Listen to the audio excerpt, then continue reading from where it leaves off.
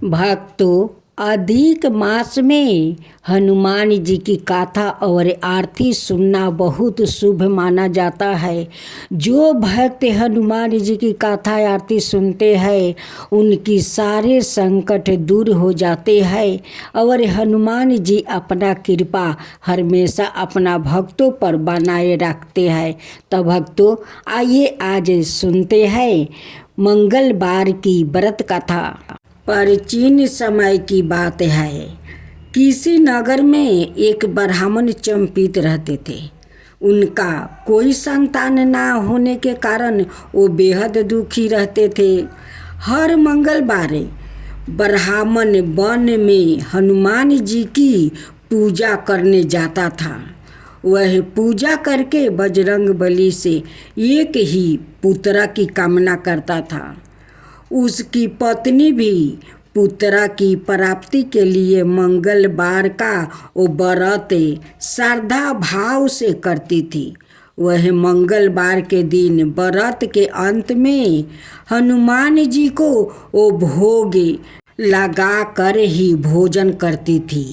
एक बार व्रत के दिन ब्राह्मणी ना भोजन बना पाई और ना ही हनुमान जी को भोग लगा सकी। उसने उस दिन प्रण किया कि वह अगले मंगलवार को हनुमान जी को भोग लगा कर ही वो भोजन करेगी, नहीं तो वो उपास रह जाएगी। वह भूखी प्यासी 6 दिन तक पड़ी रही। मंगलवार के दिन वह बेहोश हो गई थी। हनुमान जी उसकी निष्ठा और लगन को देखकर बहुत प्रसन्न हुए। उन्होंने आशीर्वाद स्वरूप ब्राह्मणी को एक पुत्र दिया और कहा कि यह तुम्हारी बहुत सेवा करेगा, बहुत तुमसे प्यार भी करेगा और तुम्हारा पैर भी दबाएगा। बालक को पाकर ब्राह्मणी अति प्रसन्न हो गई। उसने बालक का नाम मंगलिया रखी। कुछ समय उपरांत जब ब्राह्मण घर आया तो बालक को देखकर पूछा कि वह बालक कौन है। ब्राह्मणी बोली कि मंगलवार व्रत से प्रसन्न होकर हनुमान जी ने हमें यह बालक दिया है। ब्राह्मण को अपनी पत्नी की बात पर विश्वास नहीं हुआ। एक दिन मौका देखकर ब्राह्मण ने बालक को कुएं में ले जाकर गिरा दिया। घर पर लौटने पर ब्राह्मणी ने पूछी कि मंगलिया कहाँ है। तभी पीछे से मंगलिया मुस्कुराकर वो आ गया।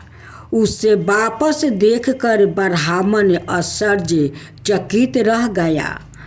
रात को हनुमान जी ने उसे सपने में दर्शन दिया और बताया कि यह पुत्र उसे मैंने दिया है। ब्राह्मणी को सच्चा सेवा भक्ति देखकर मैं बहुत प्रसन्न हूँ। इसी कारण मैं इस ब्राह्मणी को मैं पुत्र दिया है कि उनकी सेवा करेगा। सच जानकर ब्राह्मण बहुत खुश हुआ। जिसके बाद से ब्राह्मण चंपित नियमित रूप से मंगलवार का व्रत वो रखने लगा। मंगलवार का व्रत रखने वाले मनुष्य पर हनुमान जी की अपार कृपा होती है। तब बोलो पवन सुत हनुमान की जय। प्यारे भक्त, कृष्णाबाई की कथा। एक गांव में कृष्णाबाई नाम की बुढ़िया माता जी रहती थी। वह भगवान श्री कृष्ण की परम भक्त थी। वह एक झोपड़ी में रहती थी। कृष्णाबाई का वास्तविक नाम सुखिया था, पर उसकी कृष्णा भक्ति के कारण गांव वालों ने उनका नाम कृष्णाबाई रख दिया था। कृष्णाबाई निर्धन थी। वो घर घर जाकर झाड़ू पोछा, बर्तन मांजना और खाना बनाना ऐसे काम करती थी। और अपना भरण पोषण करती थी। कृष्णा बाई के पास भगवान श्री कृष्णा की एक मूर्ति थी। प्रतिदिन सभी के घर के काम पूरे होने के बाद कृष्णा बाई श्री कृष्णा जी के लिए फूल चुनकर लाती थी। उन फूलों की माला बनाकर वह दोनों समय श्री कृष्णा जी को पहनाती थी और घंटों अपने प्रिया कन्हैया जी से बातें वो करती रहती थी। उसे कृष्णा के साथ बातें करते देखकर गांव के लोग उसे पागल समझते थे, परंतु कृष्णा बाई उनकी ओर ध्यान ना देकर कन्हैया जी के भक्ति में वो रहा करती थी।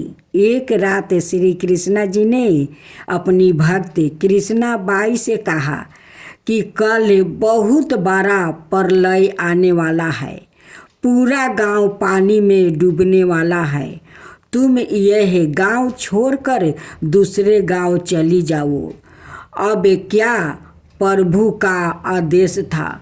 तो कृष्णा बाई अपना सामान इकट्ठा करने लगी। गांव वालों ने उससे इसका कारण पूछा तो उसने गांव वालों को भी बताई कि कल सपने में कन्हैया आए थे और उन्होंने मुझे कहा कि यह गांव पानी में डूबने वाला है, इसलिए तुम यहाँ गांव छोड़कर दूसरे गांव चली जाओ।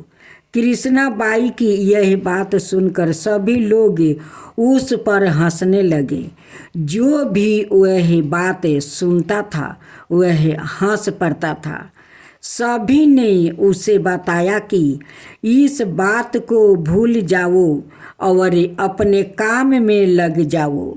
कृष्णा बाई अपने कन्हैया जी के नाम लेते हुए गांव की सीमा पार करके वह दूसरे गांव में प्रवेश करने ही वाली थी कि उसे कन्हैया जी की आवाज़ आई, अरे पगली, सारा सामान तो लेकर आ गई, परंतु प्रतिदिन मेरे लिए फूलों की माला जिस सुई से बनाती है वह सुई तू अपनी झोपड़ी में ही भूल आई है। अब कल से माला कैसे बनाएगी। कन्हैया जी की यह बात सुनते ही कृष्णा बाई बेचैन हो गई। उसने सोचा, मुझसे ऐसी भूल कैसे हो गई। अब मैं अपने कान्हा की माला कैसे बनाऊंगी। उसने बैलगाड़ी वालों को वो ही रोका और अपनी झोपड़ी की ओर दौड़ते हुए चली गई। गांव वालों ने पुनः उसका मजाक उड़ाने लगे। उसे अनदेखा कर कृष्णा बाई झोपड़ी में पहुंची। उसने झोपड़ी में से तिनकों में फंसी हुई सुई निकाल कर और पुनः दौड़ते हुए गाड़ी के पास पहुंच गई। गाड़ी वालों ने कहा, माई तू परेशान क्यों होती है, कुछ नहीं होगा। कृष्णा बाई ने कहा, ठीक है, चल अब अपने गांव की सीमा पार कर। गाड़ी वालों ने ठीक वैसा ही किया। जैसे ही कृष्णा बाई और वह गाड़ी वाला दूसरे गांव में थोड़ा आगे निकल गया, उसी समय कृष्णा बाई का पूरा गांव ही पानी में समा गया। सब कुछ जल मगन हो गया। कृष्णा बाई के साथ गए हुए गाड़ी वाला भी श्री कृष्णा जी का अटूट भक्त था। भगवान ने उसे कृष्णा बाई के साथ भेजकर उसकी भी रक्षा की थी। भक्तों, इस कथा से हमें यह शिक्षा मिलती है कि भगवान अपने भक्त की एक सुई तक की इतनी चिंता करते हैं, तो वह भक्त की रक्षा के लिए कितने चिंतित होते होंगे। जब तक उस भक्त की एक सुई उस गांव में थी तब तक पूरा गांव बाँचा हुआ था। हम भी कृष्णाबाई जैसे भगवान के भक्त बनेंगे तो वह हमारी भी इसी प्रकार से रक्षा करेंगे। अब श्रवण करेंगे तुलसी माता की गाथा। माता तुलसी का असली नाम बिंदा था।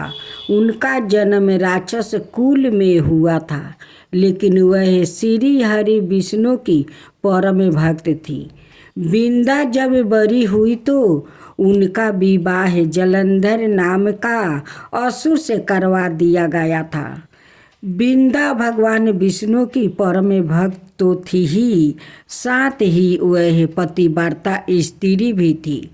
उनकी भक्ति और पूजा के कारण उनका पति जलंधर अजय होता गया और इसके चलते उसे अपनी शक्तियों पर अभिमान हो गया था और उसने स्वर्ग पर आक्रमण कर देव कन्याओं को अपने अधिकार में ले लिया था।